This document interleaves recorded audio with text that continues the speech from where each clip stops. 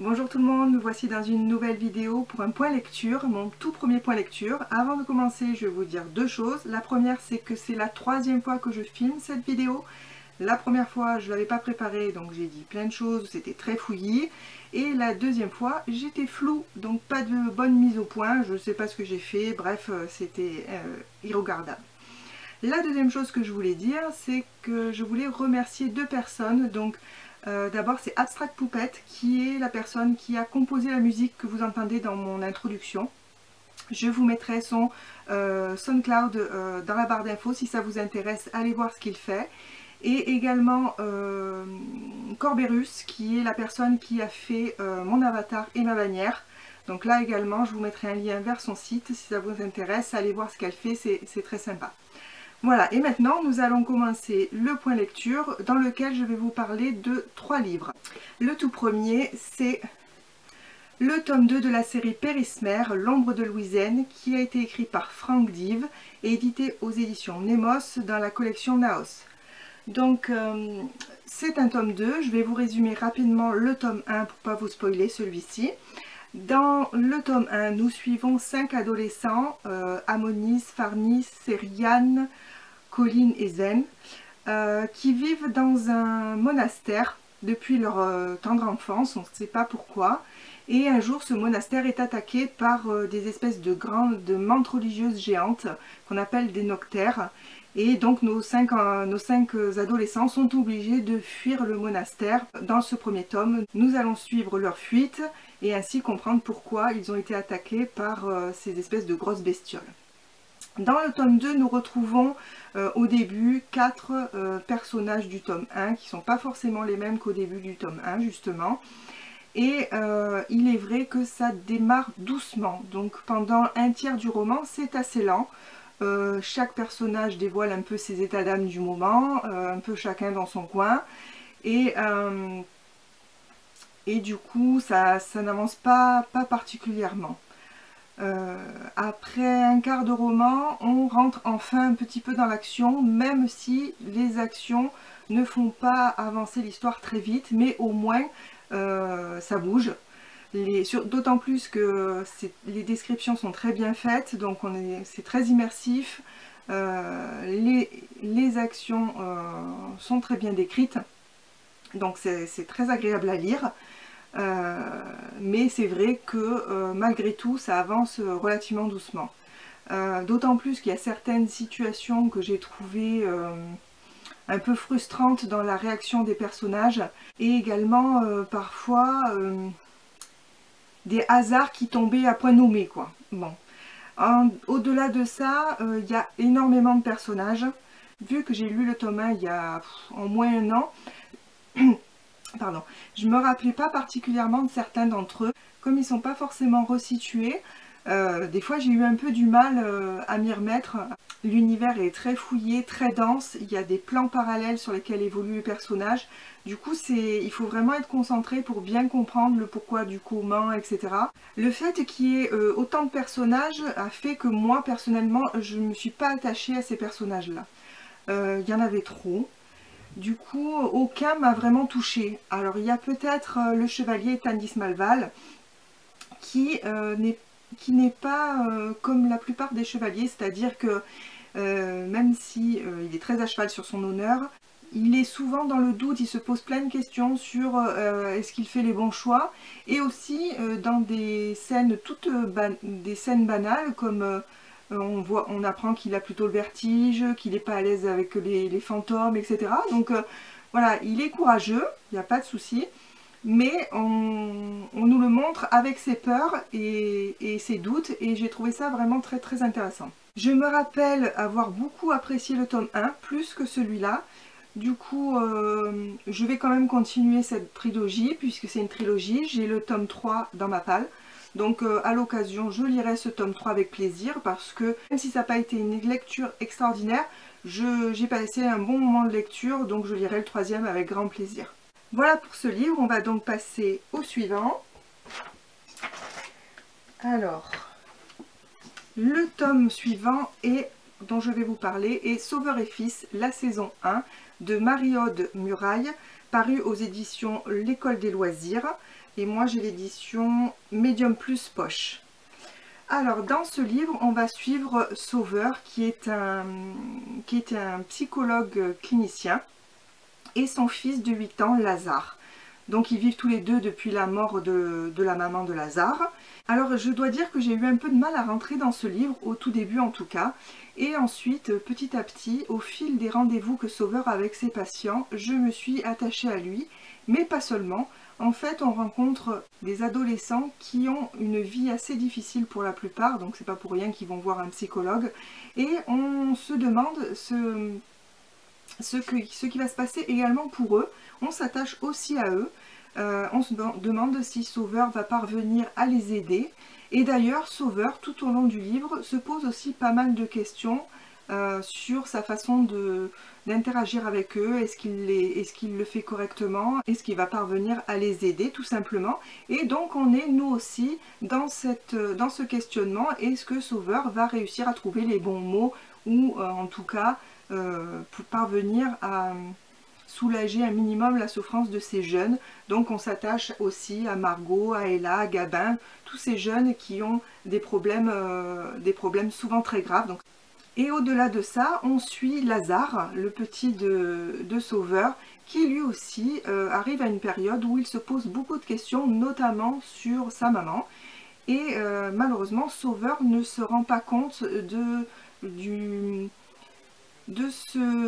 alors c'est pas vraiment un mal-être parce qu'on voit qu'il est quand même assez bien dans ses baskets, ce petit, mais il a tout un tas de questions par rapport à sa mère et comment elle était, ce qui lui est arrivé, etc. Sincèrement, j'ai vraiment aimé cette lecture. J'ai passé un très bon moment avec Sauveur et son fils. J'ai trouvé Lazare très attachant.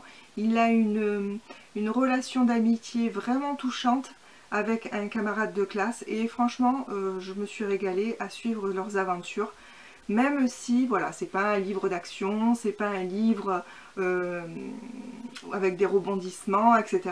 C'est vraiment un livre comme je dirais un livre tout doux qui arrive à nous faire passer un bon moment malgré des situations très difficiles subies par les personnages. Voilà, donc je vais me jeter sur le tome 2, enfin peut-être pas ce mois-ci parce qu'il y a le mois de la fantaisie, mais certainement très rapidement après parce que je l'ai dans ma palle et que j'ai envie de savoir la suite des aventures, enfin la suite de ce roman.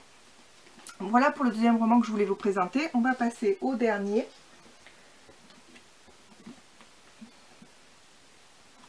Illuminae, le tome 1 d'Ossie Alexander, paru aux éditions Casterman, écrit par Amy Kaufman et Jay Christophe.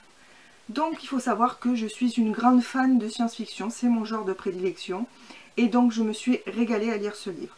Dans cette histoire, on suit Caddy et Erza, deux jeunes de 17 ans, qui habitent sur une planète industrielle. Ils sont sortis ensemble et se sont séparés assez récemment, lorsqu'un vaisseau d'une entreprise intergalactique décide de détruire leur planète tout simplement et de raser la population. Des vaisseaux viennent à leur secours et Caddy et Erza vont être sauvés et embarqués chacun sur un vaisseau sauveteur. Erza va embarquer sur l'Alexander, tandis que Caddy va embarquer sur l'Hypatia, ou l'Hypatia, je ne sais pas comment ça se prononce. Caddy est un petit génie de l'informatique et elle trouve que leur sauveur leur cache certainement des tas d'informations et elle aimerait connaître la véritable raison de l'attaque de sa planète et ce qui va leur arriver. Parce qu'il faut savoir qu'ils sont poursuivis par l'un des vaisseaux ennemis qui a l'intention de les abattre. Donc elle décide de infiltrer le réseau informatique pour découvrir des données confidentielles et lui permettre de comprendre ce qu'il se passe. Elle entraîne Erza dans ses recherches, malgré que Erza soit un jeune qui n'est pas soupçonneux, donc pour lui ce qu'on leur dit lui convient très bien, mais pour Caddy, il est prêt à enfreindre les règles et l'aider à découvrir le fin mot de l'histoire. À côté de ça, on a sur l'Alexander une intelligence artificielle qui réagit de façon étrange. Voilà donc pour le gros de l'histoire. Il faut savoir que j'ai d'abord adoré ce livre par rapport à son format. En effet, on suit les personnages à travers des échanges, comme par exemple des conversations instantanées, des échanges de mails, des rapports, tout un tas de choses comme ça. Et du coup, on a l'impression que c'est une grosse brique, mais en fait, ça se lit très bien, très vite, parce que c'est pas très dense. Voilà, donc déjà, j'ai adoré ce format un peu original. L'avantage aussi de ce format, c'est qu'on découvre les pièces du puzzle en même temps que les personnages. On a l'impression d'être au fur et à mesure de leurs avancées, de découvrir avec eux ce qui se passe réellement. C'est une façon aussi très efficace de nous permettre de nous attacher à Erza, à Caddy et à d'autres personnages, même secondaires, parce que dans leurs échanges, ils sont très naturels. On a l'impression que c'est quelqu'un à qui on aurait pu parler dans la vie de tous les jours, et du coup on est dans leur intimité et on s'attache très rapidement à eux. Ce qui est une grave erreur, parce que ce livre ne nous épargne rien, aucun personnage n'est à l'abri, et il arrive très souvent qu'on se soit attaché à des personnages qui ne finissent pas le roman, et c'est très difficile pour mon petit cœur. Quoi qu'il en soit, ce livre est comme beaucoup de livres de science-fiction, il nous fait réfléchir sur des tas de sujets, notamment la limite entre le bien, le mal, jusqu'où on peut aller dans des décisions qui sont graves, dans le sens où la vie des gens est en jeu, et de faire des choix dans lesquels on doit faire des sacrifices. Donc c'est très intéressant, et ça nous fait réfléchir sur ce genre de sujet, et moi je trouvais ça très intéressant. Je me suis également, pour vous dire à quel point j'ai trouvé ça vraiment très bien écrit, je me suis également attachée à l'intelligence artificielle, parce que c'est un personnage à part entière dans le roman. Et j'ai vraiment aimé avoir aussi cette vision de l'histoire. Il faut savoir aussi que comme ils sont poursuivis par un vaisseau ennemi, il y a de temps en temps, alors je ne sais pas si je vais vous en trouver une page où on le voit, mais il y a un compte à rebours en fait, pour le temps que va mettre estimatif que va mettre le vaisseau ennemi à les rattraper. Donc en fait, en même temps, bon je trouve pas, je suis désolée. Non. Non, bon, je trouve pas. Donc en même temps, on a ce compte à rebours qui nous met un peu de pression, qui nous angoisse un peu. On se dit attention, est-ce qu'ils vont arriver à se préparer suffisamment rapidement pour pouvoir faire face à cet ennemi, sachant que le vaisseau qui les poursuit est un vaisseau militaire, que l'Alexander est aussi un vaisseau militaire mais qu'il a subi de fortes dégradations lors de l'attaque, et que l'Hypatia, ou l'Hypatia, lui n'est pas du tout un vaisseau militaire, donc il n'a aucune chance face à celui qui les poursuit. Donc voilà, on stresse en même temps, on découvre ce qui se passe, mais en même temps on a peur de ne pas survivre à l'attaque de l'ennemi qui nous arrive derrière, et voilà, tout ça fait qu'on a une tension dans ce livre tout au long des pages, jusqu'à la fin vraiment, qui nous tient en haleine, et franchement je me suis régalée, j'ai adoré ça. Voilà, donc vous aurez compris, pour moi c'est une super lecture. Je n'ai pas le tome 2 dans ma palle, je me languis de me l'acheter, j'attendrai bien sûr la fin du confinement, mais franchement je pense que je traînerai pas trop, parce que j'ai vraiment envie de connaître la suite. Voilà, c'est tout pour les 3 livres que je voulais vous présenter aujourd'hui. J'espère que ça vous aura intéressé, que j'ai été assez claire, même si j'ai pas mal bafouillé. Je vais voir ce que je peux couper, pas couper. N'hésitez pas à me dire si vous avez aussi lu un de ces livres et ce que vous en avez pensé, ou si ça vous a donné envie d'en lire un, et si oui, lequel. Je vous remercie beaucoup de m'avoir écouté. Je vous souhaite une très bonne journée et j'espère à très bientôt. Prenez soin de vous, à plus.